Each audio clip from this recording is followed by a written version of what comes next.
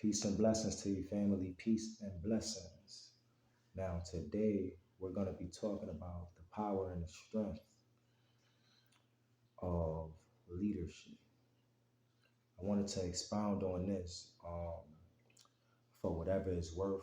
Um, as I like to say, for whoever it is that may need to hear this, but more so, even for myself, if it pertains to me, which of course it does. Um, yes, man. So, leadership.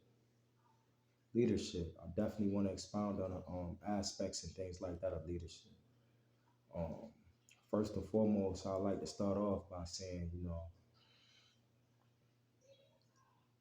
leadership to me is one of those qualities and one of those things that um, I want to say all of us possess as human beings, but I'm not gonna say that. So I'm gonna turn around and say that it's one of those things that very few of us possess. And when I say very few, I'm looking at it from a worldly, I'm judging it and looking at it and basing it from a worldly perspective. So that few is many, you know what I'm saying? But it's still just a few out of many, you know. But I feel like a lot of people, or very few, however you want to put it, possess that, these leadership roles and leadership tactics. And Um, I just more so want to go into it of what is a leader. You know what I'm saying? Who is one that is a leader? How is it displayed? How is it showed? How is it acted out? How is it acknowledged or recognized more so? So first and foremost, I want to say that a leader to me is first and foremost, I would have to say one that is very disciplined. Disciplined first and foremost. But even before the discipline, honestly speaking, one who can take orders. I'm gonna put that one first. One who can take orders. Because before you can become a leader of anything, before you can become a great leader, you gotta be a great follower first. So I'm gonna say one who can take great orders. Secondly, I'm gonna say one who was very disciplined. And honestly speaking, like because I'm real enough to say it and real enough to admit it, I'll be seeing a lot of leaders. You know what I'm saying? As far as people who fall under this category, whether it's by my judgment or the judgment of the world or definition of the world. I see a lot of people who display these leadership qualities, whether they step into that light or not. So yeah, I got discipline for number two. Um, yeah, because it definitely take a soldier. It definitely take a soldier, man. Like discipline, just to be able to be disciplined enough to be able to, you know, be reserved, disciplined in the sense of not being so quick to act, but thinking before you act. You know what I'm saying? Thinking with a clear state of mind rather than clouded judgment, or through emotion and stuff like that. Um, Disciplined in the sense of um, disciplining the mind just as well as you discipline the body. As far as exercise, or if not even exercise, that's just one fashion and form of discipline. But if not exercise, meditation, that's the mind. That's exercise of the mind. Besides just reading and stuff like that and studying. You know, as far as the body go, discipline of the body, that would be foods and things like that you eat, restraining from sex, um, restraining from drugs, whatever these drugs may be. I'm gonna say all drugs. Restraining from these things. You know, um, that would be discipline of the body. In my judgment. And I feel like it all coincide and coexist together for a greater cause and a greater purpose. know what I'm saying? Because I feel like a lot of times, and follow me, y'all. I feel like a lot of times when it comes to this leadership thing, we get mad at our old leaders and things like that, and we be like, damn, it seemed like, man, they've been holding on to this position, man, and sitting their butts up there in that chair and stuff, and they just don't want to get up and let nobody in.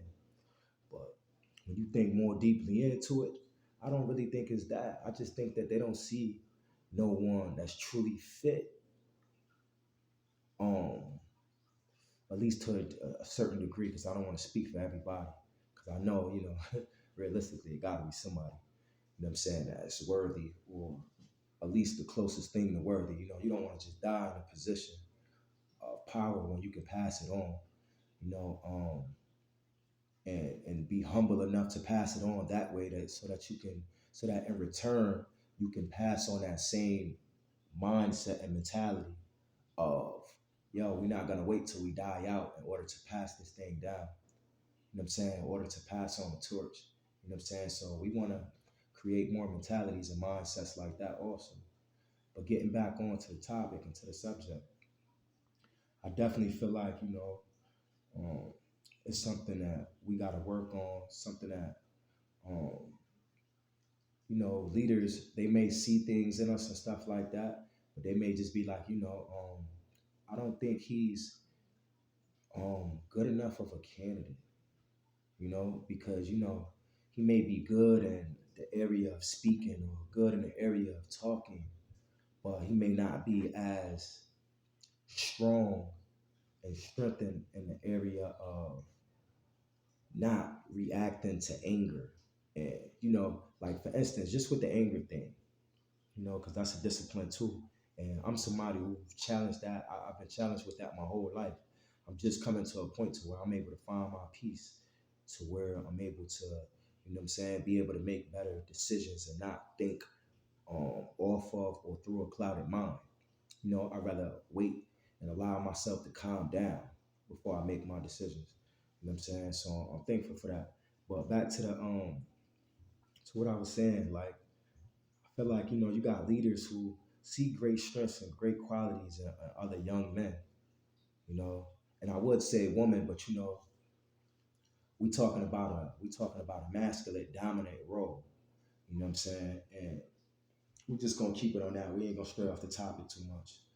Um, but I feel like men or leaders more so, they notice these great qualities in men and stuff like that who got the potential to be candidates to step up, um, and take position of that throne or whatever the case. But they also notice that they lack the ability to control their composure. You know what I'm saying? They lack the ability to be a thinker. You know what I'm saying? Like thought, to be thoughtful and stuff like that, rather than just acting off emotions. So yeah, we need more thinkers. So I feel like a lot of times, leaders and stuff like that, they, what I'm saying, they be feeling like, maybe I shouldn't pass up on this. Maybe I should hold this over, because you really got to think about it. Say, for instance, a leader give up their position and they give up their throne. They got to give up their position and their throne based off and thinking. They got to put thought first throughout the situation first. They got to be able to have that forethought. You know what I'm saying? Ability to see what can go right or what can go wrong. You know what I'm saying? So imagine if a leader gave up that position, right? And it's the job of the leader to either carry on a nation, carry on a group of people, carry on a tribe, however you want to look at it and put it. So imagine if a leader gave someone a position, or gave someone their position as leader, and this leader in turn, you know, turns around and make a foolish decision that's just based primarily off of emotion, that potentially causes, you know what I'm saying, the whole organization to fall or collapse or to crumble. You know what I'm saying? Who wants to go through that? You know what I'm saying? Who wants to go through that? You know what I'm saying? That's something that you would call counterproductive. You know what I'm saying? You don't want things that's counterproductive. You don't want people a part of your organization that's counterproductive too. You know what I'm saying? Because whatever is counterproductive to whatever you got going on is gonna take you backwards. The goal is to move forward. You know what I'm saying? So my point is, I just feel like it's a lot of thinking that goes into choosing people for roles and stuff like that. And I feel like that's something that has to be looked at as one aspect of the pie. You know what I'm saying? When it comes to leadership, that's just talking about what makes a good leader. Um, to go a little deeper into it, but I'm gonna hit it from a different angle. I would say I want to talk about what would make a good leader. I want to talk about those things. Um, so, for instance, my example would be to y'all, like when I believe a good leader is the trainer of a trainee that is getting ready to one day fill those shoes. So furthermore, like example, like a lot of times I walk in the stores and stuff like that. I'll give you a real life example. A lot of times I walk in the stores and stuff like that, and I see all of the employees out working and stuff like that. Usually it's like cashiers and stuff like that. Check it. I noticed that they'll be backed up. The lines will be backed up. It might be four lines that's backed up. Excuse me. It might be four lines that's backed up. It might be three lines that's backed up. It might be one line that's backed up. Now, if you see a long line and you see that your employee is going through something as far as something that can cause that employee to frustrate and bring frustration, you know of course they should be able to deal with themselves and manage themselves, but things happen. Imagine you standing in a line and um is four other lines next to you, and it's only your line and another line open. You know what I'm saying? And these lines that are open is filled with 10. The line down went from 3 people to 10 people. You know what I'm saying? And people are constantly walking in that store to shop. You know what I'm saying? How would you feel if your employer was to just be walking around in the midst of you being extremely busy like that? And with all of that on your mental, enough to cause frustration. How would you feel? So my point is, um, I feel like it is the job and the duty of an intelligent employer, which is my word for a leader. An intelligent employer, it's the job and the duty of an intelligent employer to, instead of walking around the store and stuff like that, it's time to go and put them gloves on, whatever it is that you got to put on, or whatever, however you got to prep yourself up. It's time for you to transform yourself and turn yourself back into an employee. That right there is in my opinion, that right there is the good or great definition of a leader. You know what I'm saying? Because it's that same mentality and mindset that you can be passing down and passing on. So when this here employee, that might even be your trainee, when this here employee eventually graduate to the level that you're on, which is employee, they become a manager or something like that. When they graduate and get on that level, now when they face with a certain situation like that, and their employees is backed up, automatically what comes to their minds is, all right, let me subject myself, or excuse me, let me reduce myself back down humbly to an employee. You know what I'm saying? Because that way, things is gonna work smoother. As far as getting these customers in and out, which keeps the business flowing smoothly. You know what I'm saying? My employees, they're gonna be able to think properly and stuff like that. They feel good, they feel appreciated, they feel like they got help. You know what I'm saying? They feel valued. You know what I'm saying? So, that's my ideology and my aspect or my viewpoint more so on leadership as far as in the workplace and stuff like that go. Now, I want to take it to the streets real fast on leadership. I feel like it is a disservice to have a loyal, a very extremely, I'm gonna say a very extremely loyal soldier, to be a general and to have an extremely loyal soldier, excuse me, not even just an extremely loyal soldier, but to have extremely loyal soldiers, multiple people or multitudes of people. As a general, to have all of these soldiers and to abuse your authority and your power. Basically, if you have, uh, I'm gonna call him a righteous. If you have a righteous, dutiful um, soldier who knows how to not just follow out orders and carry out orders, but how to um, how to be humble enough to even take orders, and more than anything, be trustworthy and loyal, not just to the general, but to the throne and to the cause. When you have soldiers that shows these qualities, show you that they possess these qualities and these values about themselves, it is very important that you cherish these soldiers and that you value these soldiers. The same as the example I use with the workplace. You have to value them. You have to value them.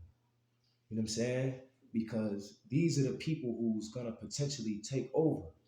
Now, it gets even deeper with the street aspect of it. Because when you're not loyal, or excuse me, when you're unappreciative to your soldiers and stuff like that, what can happen is um, either they'll turn their back on you, um, either you'll lose a soldier,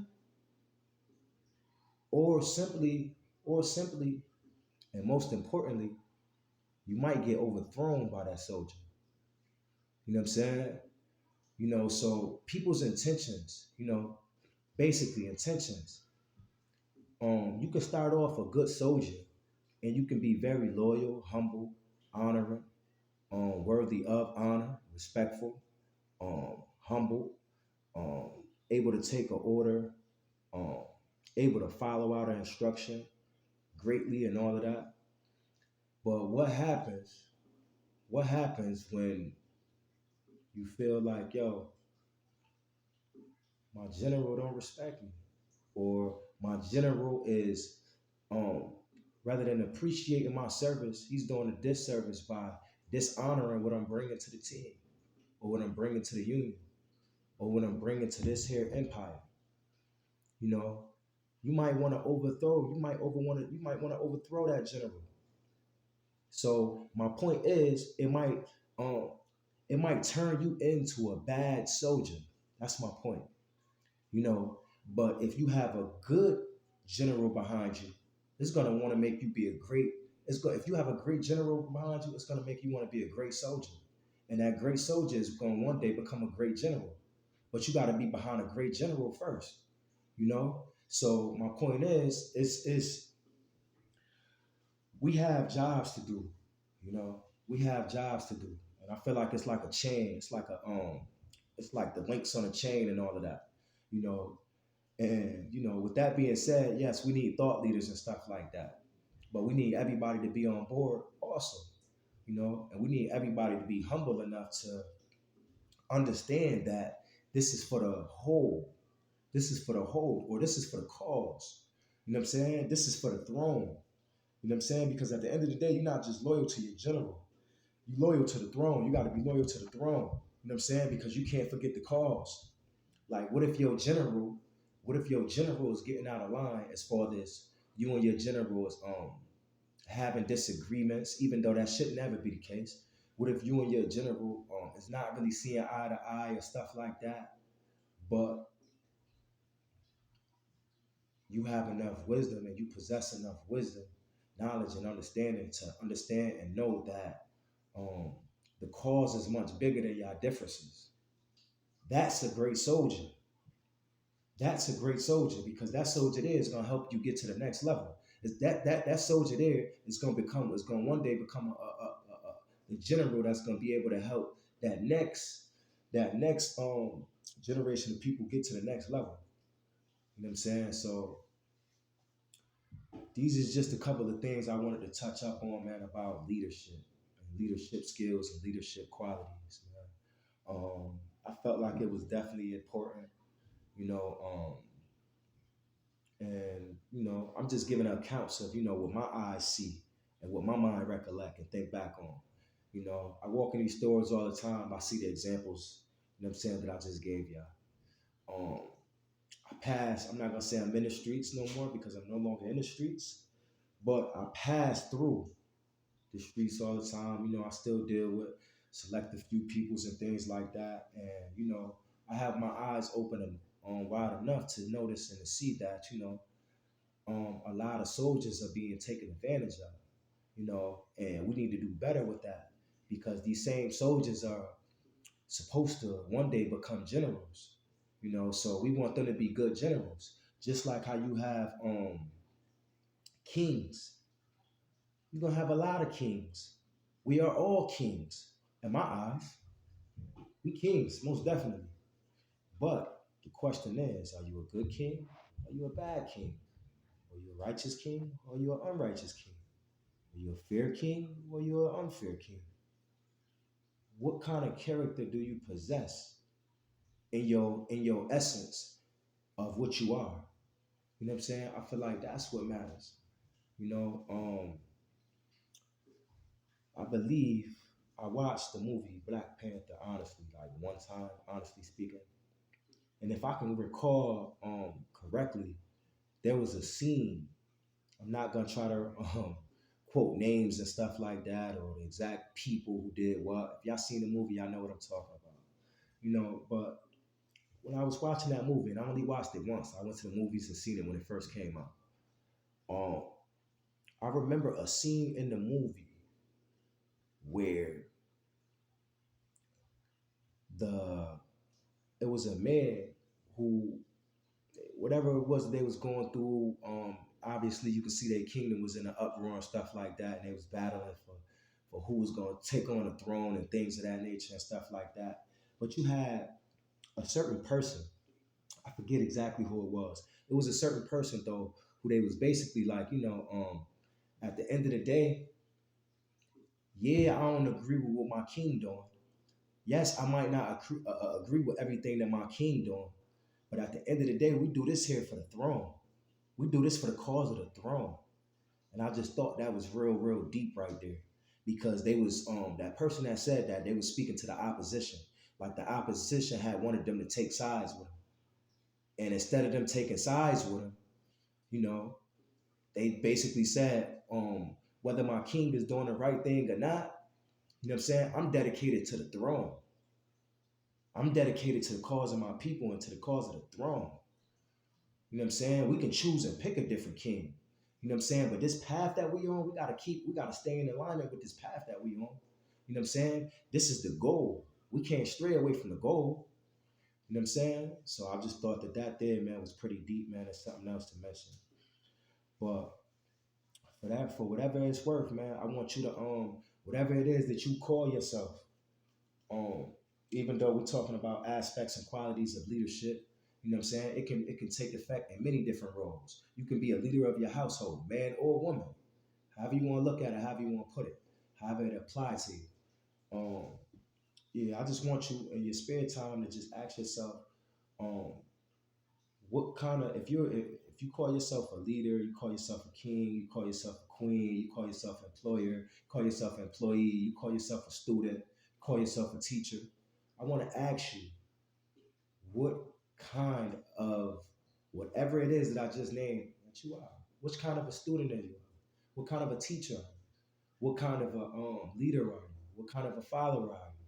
You know what I'm saying? I just want you to ask yourself, because